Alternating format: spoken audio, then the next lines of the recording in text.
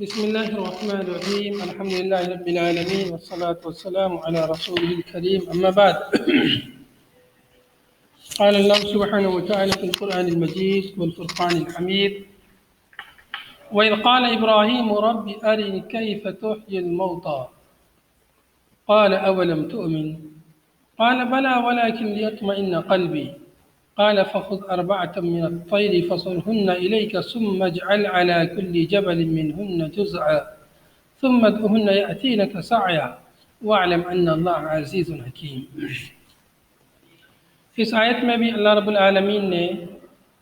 دوبارہ زندہ کرنے پر اپنی قدرت کی ایک مثال بیان فرمائی ہے۔ وَاذْكُرْ مؤلف فرماتے ہیں وَاذْكُرْ اور یاد کرو اس وقت کو جب کہا ابراہیم علیہ السلام نے، وَاذْكُرْ یاد کیجئے اس وقت کو اذ قال ابراہیم جب ابراہیم علیہ السلام نے کہا، کیا کہا؟ رب ارنی کیف تحیی الموتى، اے میرے رب ربی، اے میرے رب، ربی اصل میں کیا تھا؟ ربی، تخفیف کے لیے یہ حذف ہو گیا ہے، اے میرے رب ارنی مجھے دکھلائیے، کیف تحیی کیسے تو زندہ کرتا ہے، الموتى مردوں کو، مرے ہوئے لوگوں کو تو کیسے زندہ فرماتا ہے، اللہ تعالیٰ مجھے دکھلائیے۔ قال تعالی له اللہ تعالیٰ نے ان سے فرمایا، اولم تؤمن کیا تو ایمان نہیں رکھتا ہے، بقدرتی میری قدرت پر، علی الاحیاء زندہ کرنے پر میری قدرت کا تجھے یقین نہیں ہے، میری قدرت پر تجھے ایمان نہیں ہے۔ اللہ تعالیٰ نے پوچھا اولم تؤمن کیا تو اس بات پر ایمان نہیں رکھتا ہے کہ میں دوبارہ زندہ کر سکتا ہوں؟ سألہ مع علمہ بإیمانہ بذالک اللہ تعالیٰ نے ابراہیم علیہ السلام سے سوال کیا، مع علمہ اپنے جاننے کے باوجود، اللہ تعالیٰ کے علم میں رہنے کے باوجود، بإیمانہ بذالک اس سلسلے میں ابراہیم علیہ السلام کے ایمان کو اللہ تعالیٰ جانتا تھا، اس کے باوجود بھی اللہ تعالیٰ نے سوال کیا اولم تؤمن، کیوں سوال کیا؟ اللہ تعالیٰ کو معلوم تھا اس کا ایمان ہے، پھر اللہ تعالیٰ نے کیوں سوال کیا؟ لیجیبہ بما سأل تاکہ اللہ تعالیٰ جواب دے اس کا جو اس نے سوال کیا تھا۔ ابراہیم علیہ السلام نے سوال کیا تھا ربی ارینی کیف تحیی الموت، کیف تحیی، اس سوال کا اللہ تعالیٰ جواب دے اس کے لیے اللہ تعالیٰ ہی نے ان سے سوال کر لیا، اولم تؤمن کیا تو اس پر ایمان نہیں رکھتا ہے؟ تو کوئی کسی کو اعتراض ہو سکتا تھا اگر یہ بات یہاں نہ آتی، اولم تؤمن والی بات نہ آتی، تو کیف تحیی الموتى میں یہ اشکال آ سکتا تھا کہ ابراہیم علیہ السلام کو کیا اس بات کا ایمان نہیں تھا اس لیے انہوں نے سوال کیا تھا، یہ اشکال آ سکتا تھا۔ تاکہ یہ اشکال نہ آئے اللہ تعالیٰ نے اس سے پوچھ لیا اولم تؤمن کیا تو ایمان نہیں رکھتا ہے؟ تو ابراہیم علیہ السلام نے کہا بلا آمنت، کیوں نہیں، میں ایمان رکھتا ہوں۔ تو اللہ رب العالمین نے اس کا جواب دے دیا قرآن پاک میں، تو اس کے ذریعے سے فَيَعْلَمُ السَّامِعُونَ غَرْضَهُ ابراہیم علیہ السلام کی غرض کیا تھی اس سوال کی، اس کو سامع لوگ جان جائیں گے جب اللہ تعالیٰ جواب دے گا، یا ابراہیم علیہ السلام اس کا جواب دیں گے، جو اللہ نے سوال کیا، اللہ نے سوال کیا اولم تؤمن، اس کا جواب دے ابراہیم علیہ السلام نے قال بلا ولیکن لیطمئن قلبی، تو ابراہیم علیہ السلام کے جواب سے سامع کے دل میں یہ بات بیٹھ گئی کہ ابراہیم علیہ السلام نے شک کی بنیاد پر سوال نہیں کیا تھا، ایسا نہیں تھا کہ ان کا ایمان نہیں تھا، ان کا ایمان تھا، لیکن علم مشاہدے کے ذریعے اپنے دل کو مزید سکون پہنچانے کے لیے، اطمینان قلب کے لیے انہوں نے یہ سوال کیا تھا۔ ولیکن قال ابراہیم علیہ السلام نے کہا بالا آمنتم کیوں نہیں، آمنتم میں ایمان رکھتا ہوں، ایمان تو ہے میرا اس پر، لیکن ولیکن سألتک لیکن اے اللہ میں نے تجھ سے یہ سوال اس لیے کیا ہے لیطمئن قلبی تاکہ میرا دل مطمئن ہو جائے، لیطمئن یعنی یسکون قلبی میرے دل کو سکون پہنچ جائے۔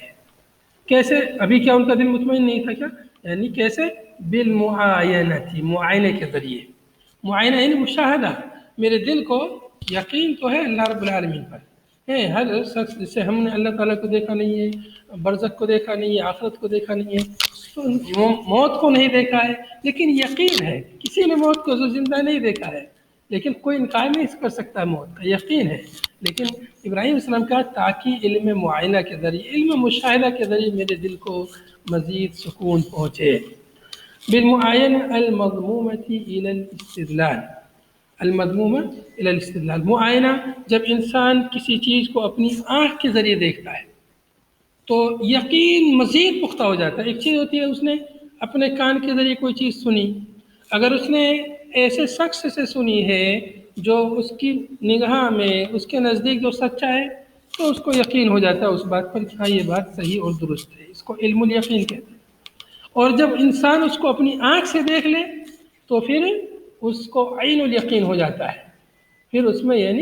یعنی شک و شبے کی گنجائش نہیں رہتی بالکل بھی، جب آنکھ کے ذریعے ہو جاتا ہے۔ تو یہ معائنہ مضمومہ ہے استدلال کو، مطلب یہ ہے کہ جب آدمی آنکھ کے ذریعے دیکھ لے گا تو پھر اس کو ادھر ادھر شک و شبے کی کوئی بھی گنجائش نہیں رہے گی، دل کو مزید سکون اور اطمینان اور راحت اس کو ملے گی۔ تو لیطمئن قلبی، میں نے اس لیے سوال کیا تاکہ میرے دل کو مزید اطمینان ملے، سکون ملے، میرے قلب کو راحت ملے۔ بالمعاینۃ المضمومہ الی الاستدلال، معائنے کے ذریعے، مشاہدے کے ذریعے جب میں دیکھ لوں کس طرح سے زندہ ہوتے ہیں، اپنی آنکھوں سے دیکھ لوں گا تو پھر میں اپنے دل کو مزید، میرے دل کو راحت ملے گی۔ تو استدلال کی تائید ہو جائے گی مشاہدے سے۔ تو استدلال کرتے تھے ابراہیم علیہ السلام، آخرت اور دوبارہ زندہ کیے جانے پر لوگوں کو مسئلہ بیان کرتے تھے، لوگوں کو سمجھاتے تھے یوم آخرت پر ایمان، اللہ پر ایمان، تو اس کو مزید اس کے استدلال کو اس چیز سے تائید مل جائے گی اور ضمانت مل جائے گی۔ قال، تو اللہ تعالیٰ نے ان کے اس سوال کا جواب دیا اور ان کے اطمینان قلب کے لیے، راحت کے لیے اللہ رب العالمین نے یہ طریقہ بیان فرمایا۔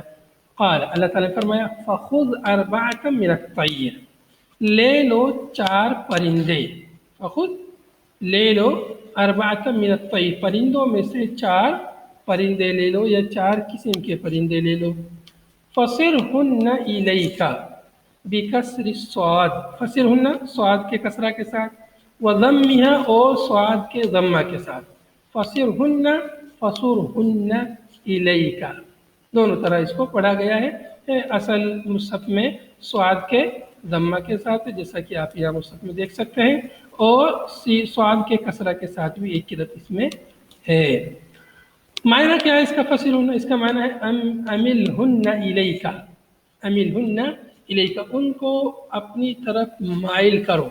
املہن الیک، اپنی طرف انہیں مائل کرو، وقطعہن، یعنی لے لو پرندوں کو اپنے پاس بلا لو، اپنے پاس اپنے کنٹرول میں لے لو، وقطعہن، اور انہیں کاٹ دو، ٹکڑے ٹکڑے کر دو، ذبح کر کے ان کی بوٹی بوٹی ان کی کر دو، چاروں پرندے کی۔ ثم وخلط لحمہن، اور ان کے گوشت کو، 4 قسم کے پرندے الگ الگ، ان کے گوشت کو خلط ملط کر دو، وریشہن، اور ان کی پروں کو، ان کی پروں کو، ان کے گوشت کو سب کاٹ پیٹ کے اکٹھا سب ایک ساتھ مکس کر دو۔ پھر کیا کرنا ہے؟ ثم اجعل علی کل جبل منہن جزءا، پھر رکھ دو ہر پہاڑ پر، من جبال ارضک، تمہاری زمین، تمہاری بستی کے پہاڑوں میں سے، تمہاری زمین کے پہاڑوں میں سے ہر پہاڑ پر رکھ دو، منہن، ان میں سے، ان پرندوں میں سے یا ان پرندوں کے گوشت میں سے، جزءاً، ایک جز، ایک ٹکڑا۔ پہاڑ مکے میں ابراہیم علیہ السلام جہاں رہتے تو وہاں پہاڑ ہی پہاڑ ہے چاروں طرف، تو یا جو ہے کسی بھی دوسری جگہ کا واقعہ وہاں بھی پہاڑ رہے ہوں گے، تو اس وقت اللہ رب العالمین نے کہا کہ ان گوشت کے ٹکڑوں کو رکھ دیجئے، کہاں پہ رکھ دیجئے؟ پہاڑوں پر۔ ثم اجعل علی کل، ہر پہاڑ پر ایک ایک ٹکڑا رکھ دیجئے۔ ثم ادعوہن الیک، پھر ان کو اپنی طرف بلائیے۔ ثم ادعوہن الیک، اپنی طرف انہیں ندا دیجئے، پرندوں کو بلائیے، مطلب گوشت کے ٹکڑے ٹکڑے ہو گئے ہیں، پرندے کے گوشت خلط ملط ہو گئے ہیں، پھر ان کو بلائیے اپنی طرف۔ اب دیکھیے معجزہ اللہ تعالیٰ کا، یأتینک سعیا، سعیا یعنی سریعا، السعی الی الشیء یعنی سریع، سائن آئیں گے وہ تمہاری طرف جلدی سے، تیزی سے، وہ پرندے گوشت کے ٹکڑے تمہارے پاس تیزی سے آئیں گے۔ وَاعْلَمْ أَنَّ اللَّهَ عَزِيزٌ حَكِيمٌ، اور جان لیجئے اللہ تعالیٰ عزیز ہے، غالب ہے، لا يعجزه شیء، کوئی چیز اسے عاجز نہیں کر سکتی، کوئی چیز اس کی قدرت سے باہر نہیں ہے۔ حکیم فی سنی، اللہ تعالیٰ اپنی کاریگری میں حکمت والا ہے۔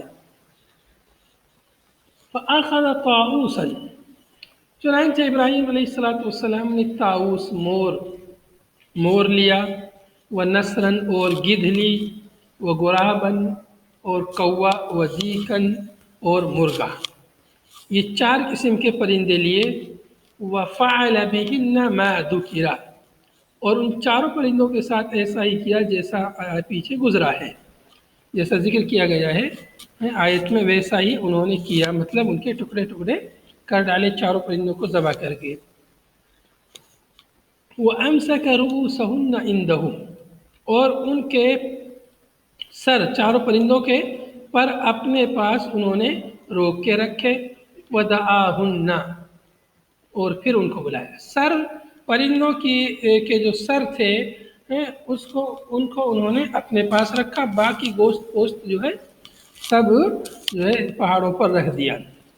پھر ان کو بلایا تو سارے گوشت کے ٹکڑے اپنے اپنے سر میں آ کے مل گئے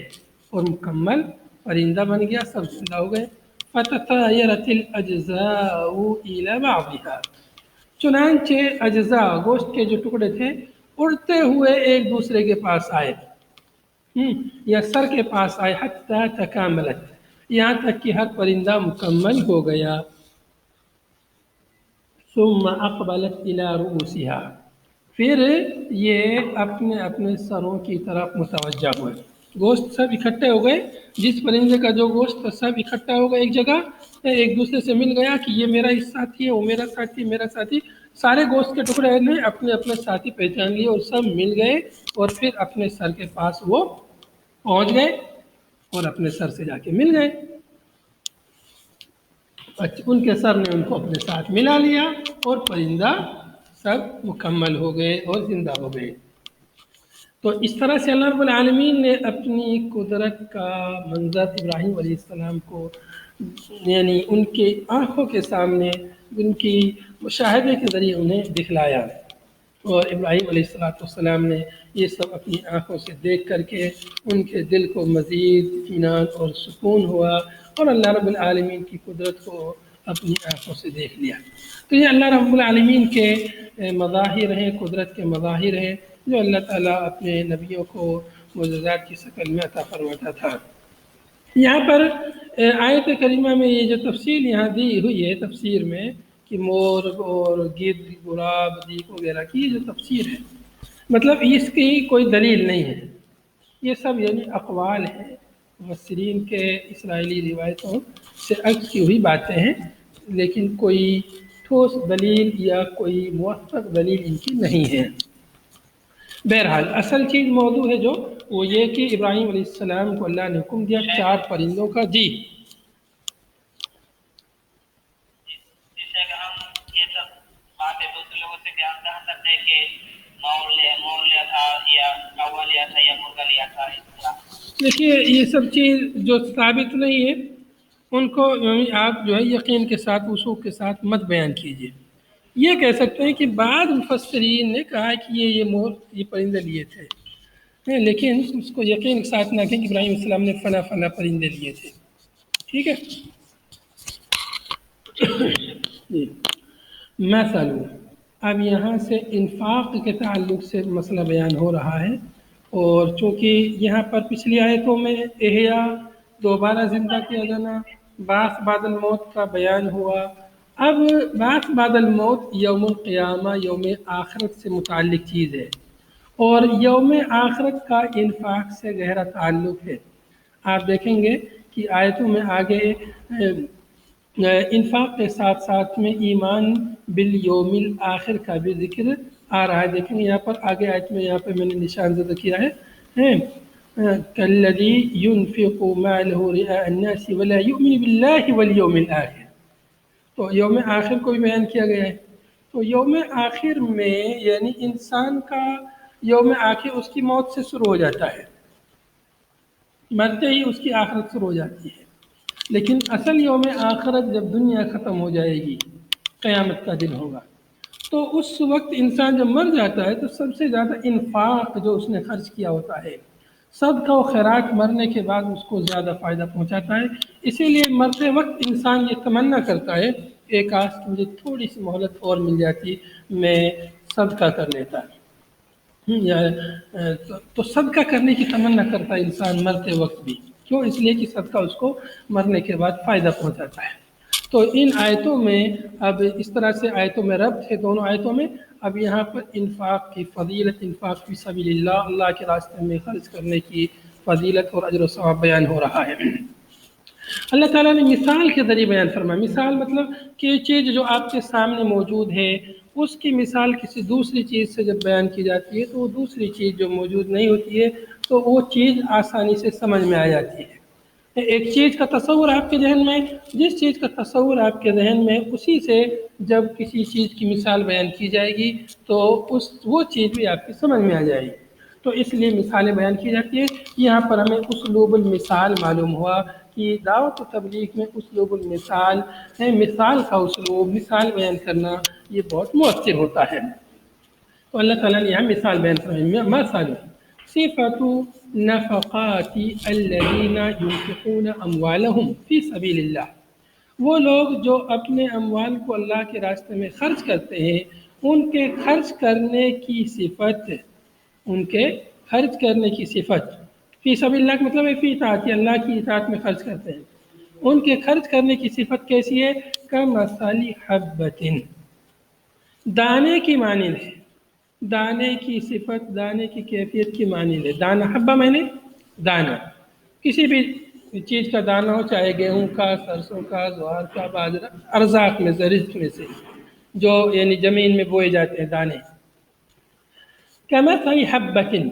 دانے کے جیسے، دانہ ایک دانہ آپ نے زمین میں بویا، انبتت سبع سنابل، ایک دانے سے جو پودا نکلا اس میں 7 بالیاں نکلی۔ انبتت، اس دانے نے اگایا، سبع سنابل، 7 بالیوں کو۔ 7 بالی جیسے گیہوں کی بالی ہوتی ہے، جوار باجرے کی بالی ہوتی ہے، تو ایک بیج بویا اور ایک بیج سے جب پودا نکلا تو اس پودے میں اوپر کتنی بالی نکلی؟ 7 بالی۔ مثال کے طور پر کبھی زیادہ یا کم بھی نکلتی ہے، مثال یہاں بیان ہو رہی ہے کہ اس دانے سے 7 بالی نکلی، اور پھر ہر بالی میں 100 دانہ، بالی ایک بالی میں 100 دانہ، زیادہ بھی ہوتا ہے کم بھی ہوتا ہے، یہاں صرف مثال بیان ہو رہی ہے کہ دیکھیے ایک دانہ بویا، ایک دانے سے 7 بالی نکلی، اور پھر ہر بالی میں 100 دانے ہوں، ہر بالی میں 100 دانے ہوں، تو ایک دانے سے کتنے دانے پیدا ہو گئے؟ 700 دانے، ایک دانے سے 700 دانے پیدا ہوئے۔ ایسے جب ہم ایک چیز، ایک پیسہ خرچ کرتے ہیں اللہ کے راستے میں، اگر اخلاص و للہیت کے ساتھ خرچ کرتے ہیں تو اس ایک دانے میں ہمیں 100 دانے کا یا 700 دانے کا ثواب اس میں ہمیں ملتا ہے، یا اس سے بھی زیادہ ملتا ہے، جیسا کہ آگے اس کا ذکر آ رہا ہے۔ تو یہ مثال بیان ہو رہی ہے۔ تو جیسے ایک دانے سے 700 دانے پیدا ہو سکتے ہیں، ایسے ہی تمہاری ایک نیکی سے اللہ کے یہاں 700 نیکیاں بن سکتی ہیں۔ کتنی اچھی مثال ہے، بات بالکل دماغ میں فٹ بیٹھ جاتی ہے اس طرح مثالوں سے۔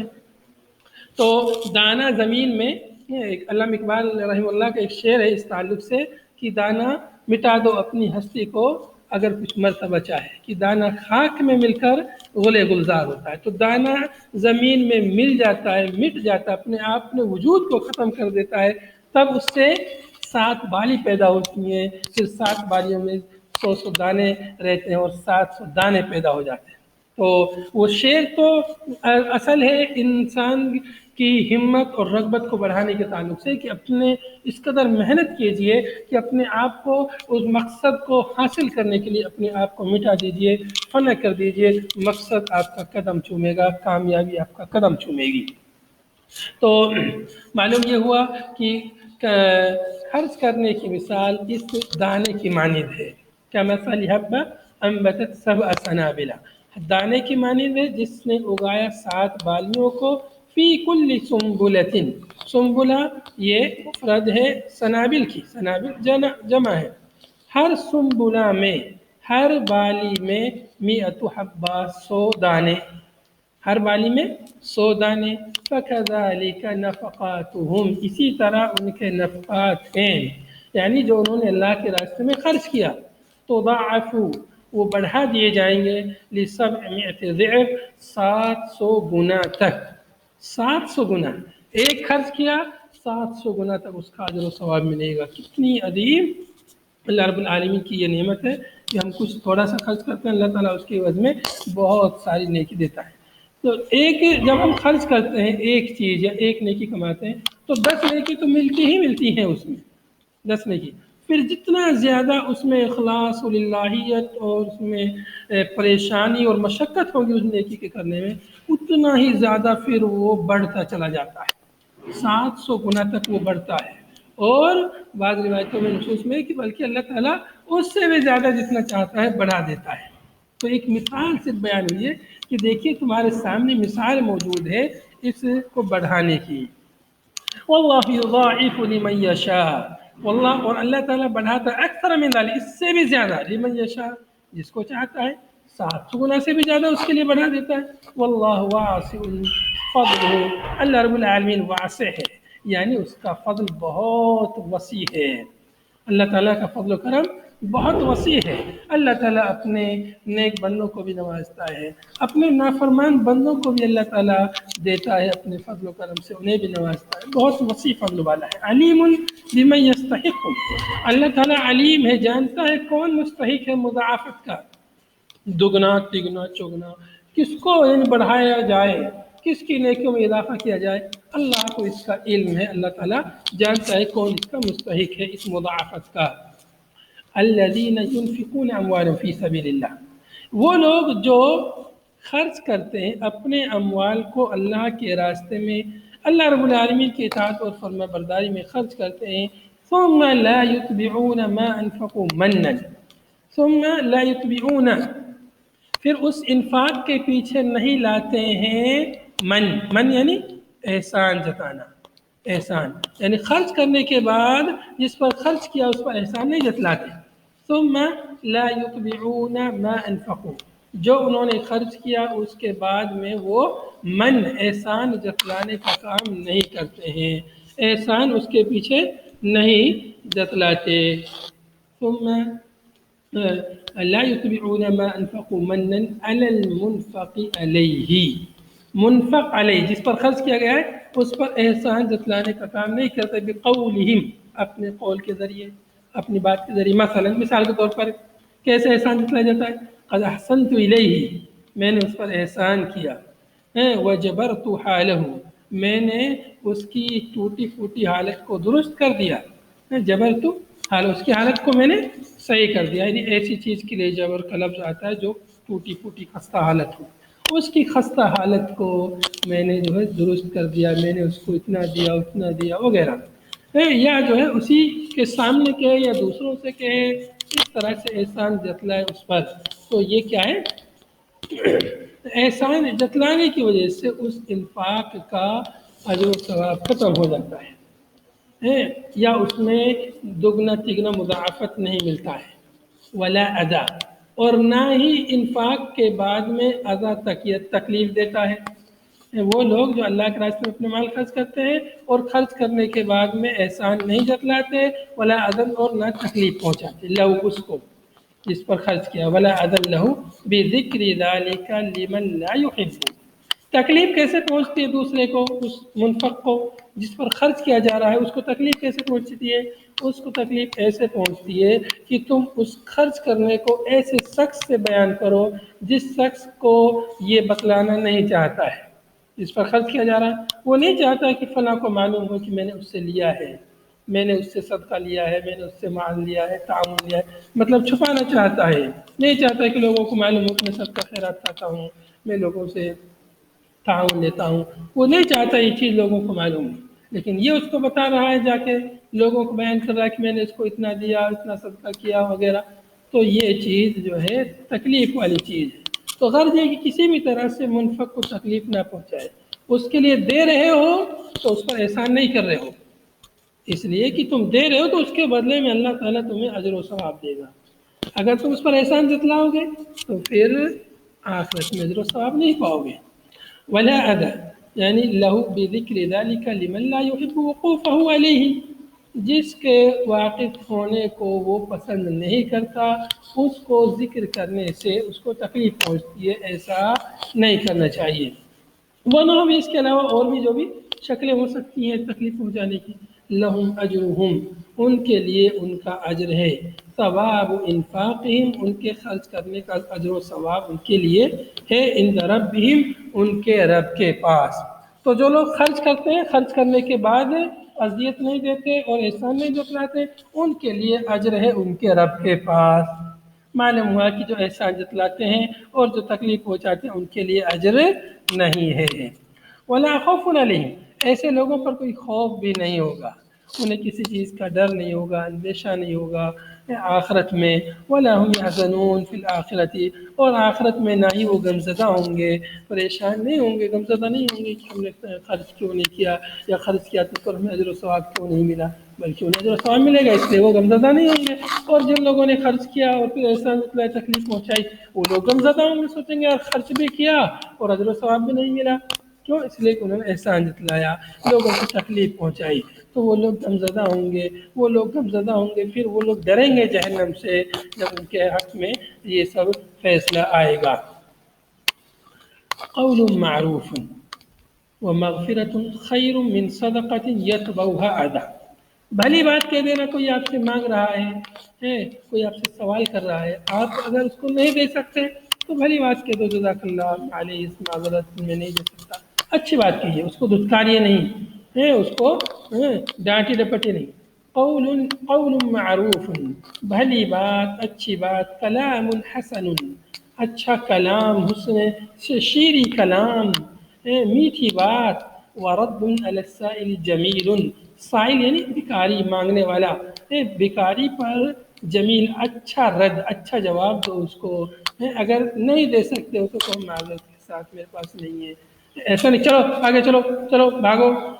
تمہیں شرم نہیں آتی مانگتے رہتے وغیرہ، اس طرح سے انہیں ڈانٹیے نہیں۔ ہاں انہیں سمجھا سکتے ہیں، اگر وہ یعنی اس لائق ہے کہ انہیں بھیک نہیں مانگنی چاہیے تو انہیں صحیح طریقے سے انہیں سمجھانا چاہیے، انہیں ذلیل اور رسوا نہیں کرنا چاہیے۔ قول معروف، بھلی بات ان سے کہہ دینا، ومغفرۃ، اور انہیں معاف کر دینا، مغفرۃ فی الحاحہ، فی الحاحہ، ان کے الحاح میں، ان کے اسراف۔ کبھی کبھی کیا دیکھیں گے آپ بھکاریوں کو بہت زیادہ دے دو، اللہ واسطے دے دو، پیچھے پڑ جاتے ہیں، تو وہی الحاح ہے، پیچھے پڑ جا کر مانگنا ہے۔ تو ان کے پیچھے پڑ کر مانگنے میں تمہیں غصہ آ سکتا ہے، کیوں پیچھے پڑے ہو، چلو بھاگو یہاں سے وغیرہ، اس طرح سے اگر غصہ آ جاتا ہے تو معاف کر دو، مغفرہ یعنی عفو درگزر، انہیں معاف کر دو، عفو درگزر کر دو، اور ان سے بھلی بات کو، یہ کیا ہے، خیر، یہ بہتر ہے، من صدقۃ، اس صدقے سے بہتر ہے، یتبعها اذی، جس صدقے کے بعد میں تکلیف ہوتی ہے، جس صدقے کے بعد میں وہ تکلیف پہنچاتا ہے، مصدق و منفق علیہ کو اگر وہ تکلیف پہنچاتا ہے تو ایسے صدقے سے بہتر ہے کہ صدقہ نہ کرے، بلکہ میٹھی بات کہہ دے، بھلی بات کہہ دے، اس کو عفو درگزر کر دے، ایسے صدقے سے یہ بھی میٹھی بات بھی بہتر ہے، یہ عفو درگزر کر دینا بھی بہتر ہے۔ یتبعها اذی، اذی کیا ہے، اذی تکلیف، بالمنی، من کے ذریعے، احسان جتلانے کے ذریعے سے، وتعییر له بالسؤال، اور سوال کی آر دلا کر کے، تعین لوگ اس کو آر دلا کر کے، مانگنے پر آر دلائے، ارے شرم نہیں آتی تم مانگتے رہتے ہو، اتنے جوان ہو، اتنے ہٹے کٹے ہو، تم کو اللہ نے صحت دیے، تندرستی دی، کیوں مانگ رہے تم، اس کو آر دلائے، اس طرح سے اذیت، تکلیف اور دینے سے بہتر ہے قول معروف، بہتر ہے مغفرہ، عفو درگزر کر دینا ان کے حق میں بہتر ہے۔ واللہ غنی عن صدقۃ العباد، اللہ تعالیٰ بندوں کے صدقے سے بے نیاز ہے، اللہ کو ضرورت نہیں کسی کے مال وال کی، اللہ تعالیٰ نے تو یہ تو تمہارے فائدے کے لیے اس کو جاری کیا ہے، صدقے کی وجہ سے تمہاری نیکیوں میں اضافہ ہوا، تمہارے لیے آخرت میں کام دے گا، تمہارے لیے بیماریوں سے شفا کا ذریعہ بنے گا، اور غریب یتیموں کا جو ہے سہارا بن جائے گا۔ حلیم، اللہ تعالیٰ حلیم ہے، بتاخیر العقوبۃ عن المانی والمؤذی، मान एहसान जतलाने वाला, मूदी अजियत देने वाला, अजियत देने वाले और एहसान जतलाने वाले से अल्लाह ताला उक़ूबत में ताख़ीर फरमाकर अल्लाह ताला हलीम है, यानी अल्लाह ताला उनको फ़ौरन सज़ा नहीं देता बल्कि मौखर कर देता है कि शायद ये रुजू कर ले, तौबा कर ले। या अय्युहल्लज़ीना आमनू ला तुब्तिलू सदक़ातिकुम बिलमन्नि वल अदा, ए वो लोगों जो ईमान लाए, ए ईमान वालों अपने सदक़ात को बातिल ना करो। ईमान वालों, ईमान से मुखातब क्या, ए ईमान वालों, मालूम हुआ कि आगे जिस बात का जिक्र है वो ईमान का हिस्सा है। ए ईमान वालों ला तुब्तिलू सदक़ातिकुम बिलमन्नि वल अदा, तुम अपने सदक़ात को बातिल ना करो। सदक़ात के इंसान खुद अपने सदका को बातिल कर देता है। ला तुब्तिलू सदक़ातिकुम बिलमन्नि वल अदा, मन एहसान जतला करके और अजियत पहुंचा करके अपने सदक़ात को बातिल ना करो, बेकार ना करो। सदक़ात को बेकार ना करो यानी उजूरात सदक़ात के अजर सवाब को ज़ाय ना करो। बिलमन्नि वल अदा इब्तालन, बातिल करना, कल्लज़ी, उस शख्स के जैसे, ऐ कइब्ताल नफ़क़तिल्लज़ी युनफ़िक़ु मालहु रिआ अन्नास, यानी उस शख्स के नफ़क़ा के इब्ताल के जैसे जो खर्च करता है अपने माल को लोगों के दिखावे के लिए। कल्लज़ी युनफ़िक़ु, उस शख्स के जैसे जो खर्च करता है अपने माल को रिआ अन्नास, लोगों के दिखावे के लिए, लोगों के दिखावे के लिए, ताकि लोग कहें कि तो बहुत बड़ा सदक़ात खैराती है, ये तो बहुत खर्च करता है, तो बहुत अल्लाह वाला है, लोगों को दिखाने के, मुराइयन लहुम, लोगों को दिखाने के वास्ते जो खर्च करता है, तो दिखाने के लिए खर्च करने की वजह से जिस तरह से उसका सदका ज़ाय हो जाता है, उसका अजर सवाब जो है ज़ाय हो जाता है, ऐसे ही उस शख्स का अजर सवाब भी ज़ाय हो जाता है जो एहसान जतलाए और लोगों को तकलीफ़ पहुँचाए सदका करके। वला युमिन बिल्लाहि वल यौमिल आखिर, जो शख्स अपने माल को लोगों के दिखावे के लिए खर्च करता है और अल्लाह पर और आखिरत के दिन पर ईमान नहीं रखता, अल्लाह पर और आखिरत के दिन पर ईमान नहीं रखता है, बस लोगों के दिखावे के लिए खर्च कर रहा है, तो उसका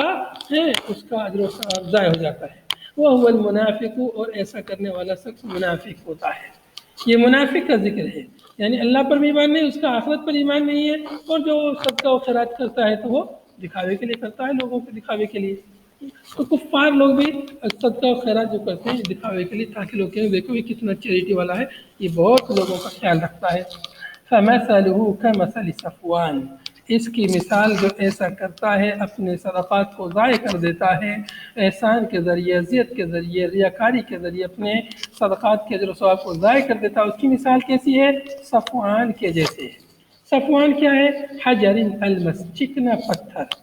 हजर अलमस, चिकना पत्थर जिस पर कोई चीज़ यानी ना रुकती हो, फिसल जाती हो। हजरिन अमलस अलैहि तुराबुन, सफ़वान पर उस चिकने पत्थर पर मिट्टी हो, अलैहि तुराब, उस पर मिट्टी हो, फ़असाबहु वाबिल, उस पत्थर पर बारिश नाजिल हो, वाबिल मतर शदीद,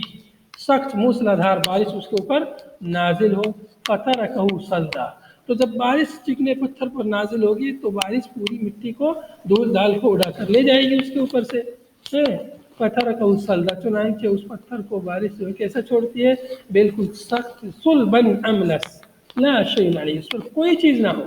ऐसा सख्त चिकना उसको छोड़ती है जैसे कि उस पर कोई चीज़ नहीं है। तो चिकना पत्थर के ऊपर थोड़ी बहुत मिट्टी है जो बारिश की वजह से बह जाती है, तो कैसा बचेगा पत्थर? बिल्कुल साफ हो जाएगा, धुल जाएगा, चिकना हो जाएगा। तो ऐसे ही जो आदमी जो है सदका व खैरात करते हैं, फिर रियाकारी करते हैं, अज़ियत पहुँचाते हैं, एहसान जतलाते हैं, तो उनका भी जो चटियल हो जाता है, उनकी नेकियां भी ऐसे ही बह जाती हैं, साफ हो जाती हैं, और उनका नामा अमल चटियल हो जाता है, कुछ उस पर बाकी नहीं रहता है। आखिरत में ला यक़दिरून अला शैइन मिम्मा कसबू, वो कुछ भी कुदरत नहीं रखेंगे उस पर जो कुछ उन्होंने कमाया, कुछ नहीं मिलेगा उन्हें। ला यक़दिरून इस्तिनाफुन, जुमला इस्तिनाफिया है, लिबयानी मसलुल मुनाफ़िक़ि अल मुनफ़िक़ रियाअन, मुनाफिक मुनफ़िक़ खर्च करने वाला है, इन्फाक करने वाला, मुनाफिक रियाअन दिखावे के लिए, उसकी मिसाल को बयान करने के लिए यहाँ पर जुमला इस्तिनाफी आया है, यानी उस मुनाफिक की इन्फाक की मिसाल ऐसे है जैसे ये सफ़वान پتھر پر بارش نازل ہو تو مٹی ہو تو وہ بہہ جاتی ہے۔ وجمع الضمیر اس لا يقدرون میں جمع کی ضمیر آئی ہے، جبکہ یہاں پر الذی کا لفظ آیا ہے، الذی ينفق ماله رئاء الناس، تو الذی کا لفظ آیا جو کہ مفرد ہے اور لا يقدرون جمع ہے، تو جمع کی ضمیر کیوں آئی ہے؟ جمع کا صیغہ باعتبار معنی الذی، الذی کے معنی کا اعتبار کرتے ہوئے۔ الذی مفرد کا صیغہ ہے لیکن اس کے اندر جمع کا معنی موجود ہوتا ہے، اس لیے لا يقدرون جمع کے صیغے کے ساتھ آیا ہے۔ علی شیء لا يقدرون، یہ منفق منافق یہ کچھ بھی طاقت نہیں رکھیں گے، علی شیء مما کسبوا، اس میں سے جو انہوں نے کمایا، عملوا جو کچھ انہوں نے عمل کیا اس میں اس کو حاصل کرنے کی ان کے پاس کچھ طاقت قوت نہیں ہوگی۔ اے لا یجدون له ثوابا فی الاخرہ، یعنی آخرت میں اس کا کوئی ثواب وہ نہیں پائیں گے، آخرت میں انہیں کوئی اجر و ثواب اس کا نہیں ملے گا۔ کما لا یوجد علی صفوان شیء من التراب، جیسا کہ صفوان پر مٹی میں سے کچھ بھی باقی نہیں رہتا ہے، الذی کان علیہ جو مٹی اس کے اوپر تھی، لإذهاب المطر له بارش کے اس مٹی کو ختم کر دینے کی وجہ سے، بارش نے مٹی کو بہا دیا، مٹی ختم ہو گئی اور پتھر پر کچھ باقی نہیں بچا، چکنا پتھر تھا، تھوڑی سی بارش آئی اور وہ بہہ گئی مٹی بھی۔ تو اس طرح سے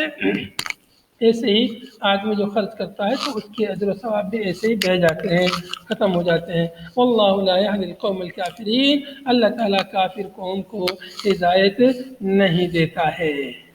تو اس طرح سے اس آیت میں اللہ رب العالمین نے مثالوں کے ذریعے انفاق